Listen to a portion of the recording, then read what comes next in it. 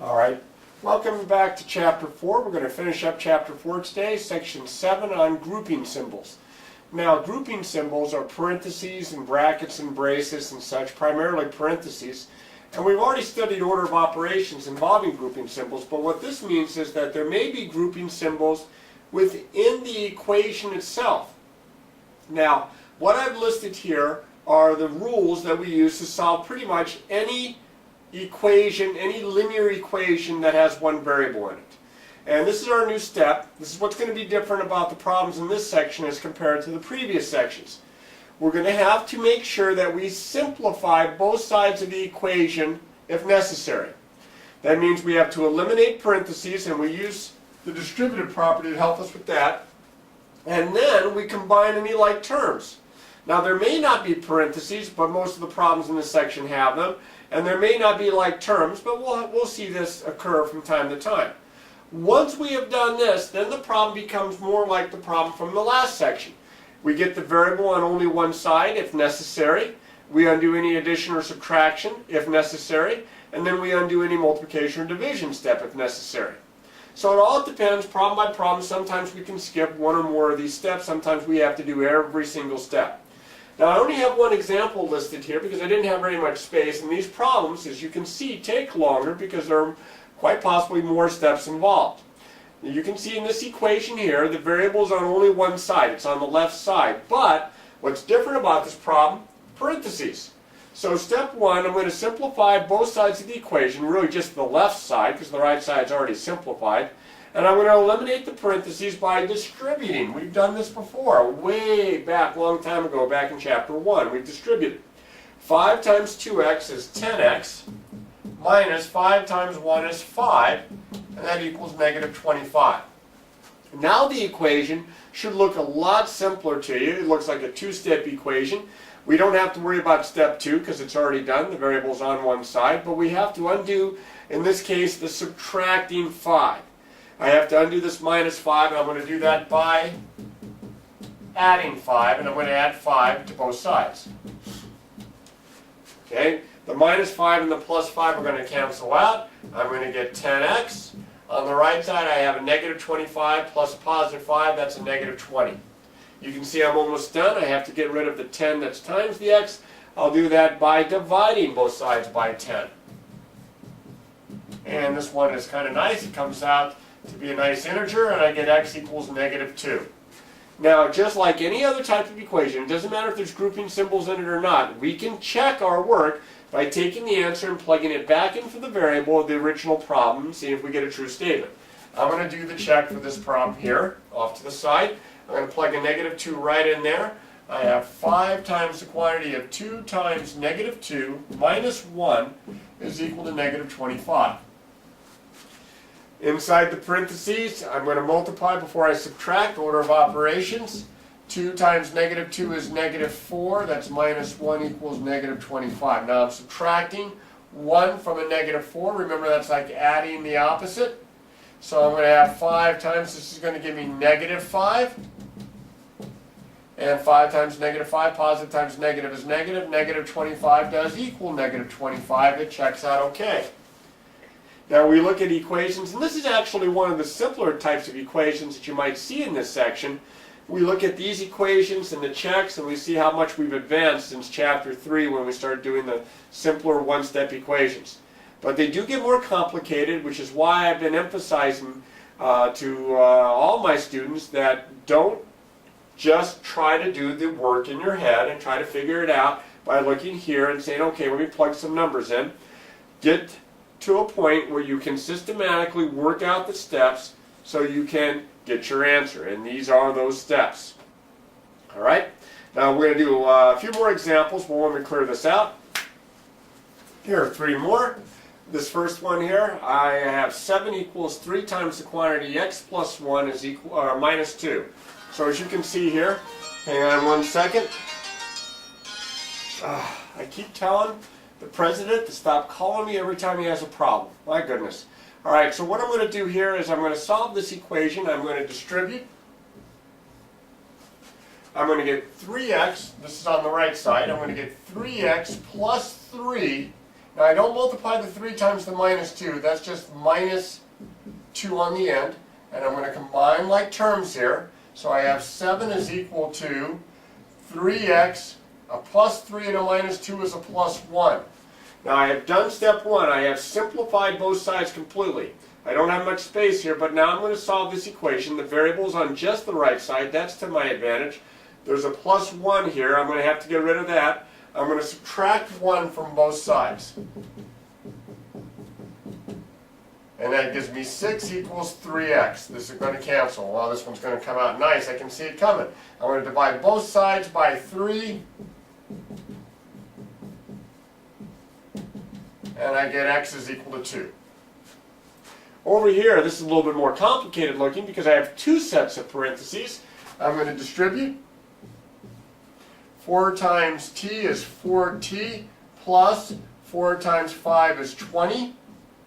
Plus sign here, plus sign here. 6 times 2t is 12t. 6 times a minus 3 is a minus 18. Look how complicated this one looks. But as soon as I do my next step, by combining like terms, it's going to look a lot easier. 4t and 12t is 16t. A plus 20, a minus 18 is plus 2. Now I'm going to solve this 2-step equation. I'm going to get rid of the plus 2. I am going to subtract 2 from both sides. And I get 16t is equal to 10. I'm going to solve this by dividing both sides by 16. As you can see, it's not going to come out evenly, but that's okay. Sometimes you get fractions. And I get t is equal to 10 over 16, which simplifies down to 5/8. All right, over here. I have parentheses on the left side, but I have the variable on both sides. It's got a little bit of a twist to it. Now, I didn't leave much space here. Let's see if I can show you that I have to distribute. I have x plus, this is 4 times 1 is 4, minus 4 times x is 4x, equals 9x. This x here on the left and this minus 4x here on the left, these two combined, they're like terms. That's negative 3x, and then I have a plus 4 here, is equal to 9x. Now, the variable is on both sides. At least I got rid of the parentheses and simplified, but I've got to get the variable on one side only. I'm going to get rid of the negative 3x because it has the extra term, the other side doesn't. It has the extra constant term. To get rid of a negative 3x, I'm going to add a positive 3x to both sides.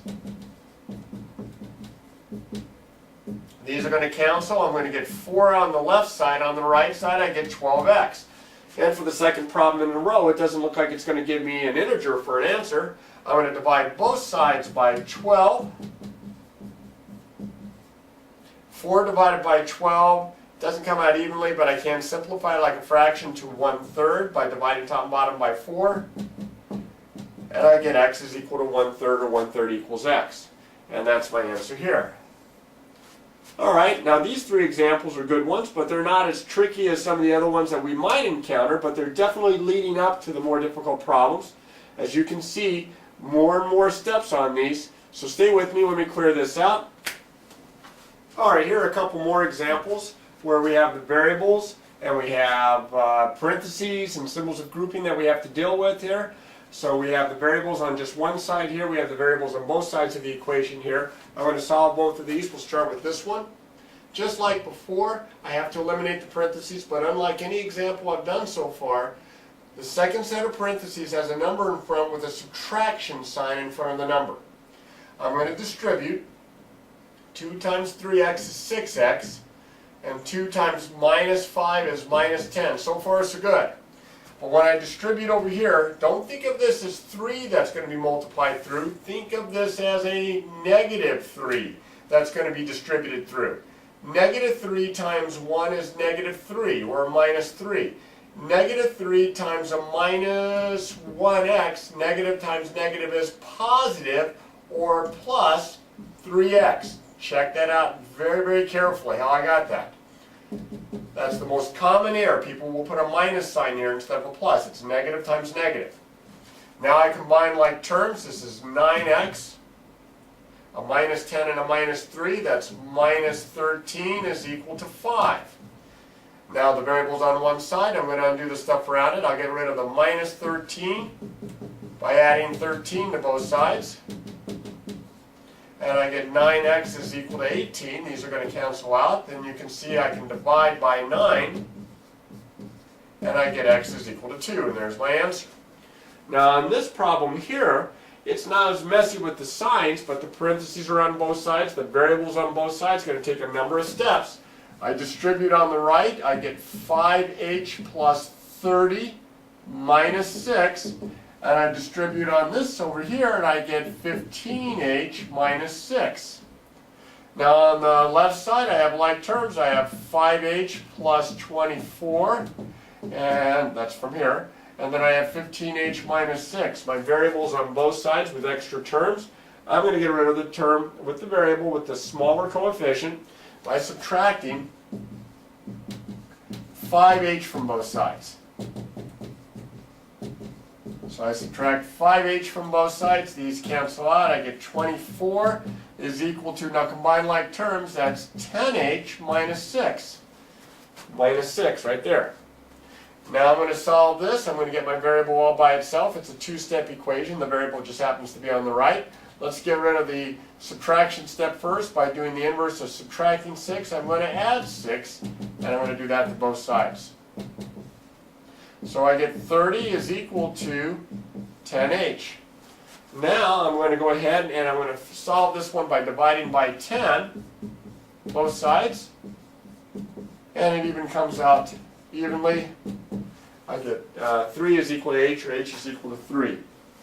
Now one thing I want to mention that I mentioned in the last section is that because the variable can appear on both sides, like this example here, be wary of the fact you might get one of the two special cases. You could get a problem, for example, maybe something along the lines of 5 times x minus 1 is equal to 5x. Here I have parentheses. New to this section, I'm going to distribute, and I get 5x minus 5 is equal to 5x. I'm going to subtract 5x from both sides. Get rid of the variable. And not only does it get rid of the variable on the left, it gets rid of the variable on the right. And I'm left with a false statement, which means, of course, no solution. We call this a contradiction. This is no solution. I showed you that symbol once before, the empty set sign, where you could use that if you don't want to write out the words no solution. All right, this gives you a pretty good sampling of the types of problems that you're going to see. Now those of you, and I'm going to say this, although you may not be watching this video to get the full effect, but those of you that have been just trying to figure these answers out by doing all the work in your head, you're going to see that on these types of problems, even though the answers came out nice, it's pretty tricky to be able to figure these out in your head.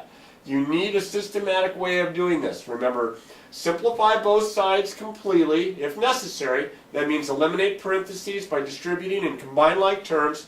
Also get the variable on one side, then undo adding and subtracting, then undo multiplying and dividing. The steps that I had written out at the very beginning of this lesson. All right, and again, practice, practice, practice.